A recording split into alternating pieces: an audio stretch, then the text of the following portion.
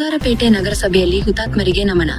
2 ನಿಮಿಷಗಳ ಮೌನ ಆಚರಣೆ. ದೇಶದ ಸ್ವಾತಂತ್ರ್ಯಕ್ಕಾಗಿ ಪ್ರಾಣತ್ಯಾಗ ಮಾಡಿದ ಮಹಾನ್ ಹುತಾತ್ಮರನ್ನು ಸ್ಮರಿಸುವುದು ನಮ್ಮೆಲ್ಲರ ಕರ್ತವ್ಯ. ಕೇಂದ್ರ ಸರ್ಕಾರದ ಆದೇಶದಂತೆ ಇಂದು ದೇಶಾದ್ಯಂತ ಹುತಾತ್ಮರ ದಿನವನ್ನು ಆಚರಿಸಲಾಗುತ್ತಿದೆ. ಇದರ ಅಂಗವಾಗಿ ನಮ್ಮ ಬಂಗಾರಪೇಟೆ ನಗರಸಭೆಯಲ್ಲೂ ಸಹ ಇಂದು ವಿಶೇಷ ಕಾರ್ಯಕ್ರಮ ಹಮ್ಮಿಕೊಳ್ಳಲಾಗಿತ್ತು. ನಗರಸಭೆಯ ಅಧಿಕಾರಿಗಳು ಮತ್ತು ಎಲ್ಲಾ ಸಿಬ್ಬಂದ ವರ್ಗದವರು ಒಗ್ಗೂಡಿ ಹುತಾತ್ಮರ ಬಲಿದಾನವನ್ನು ನೆನೆಯುತ್ತಾ ಸರಿಯಾಗಿ 2 ನಿಮಿಷಗಳ ಕಾಲ ಮೌನ ಆಚರಿಸುವ ಮೂಲಕ ಗೌರವ ನಮನ ಸಲ್ಲಿಸಿದರು.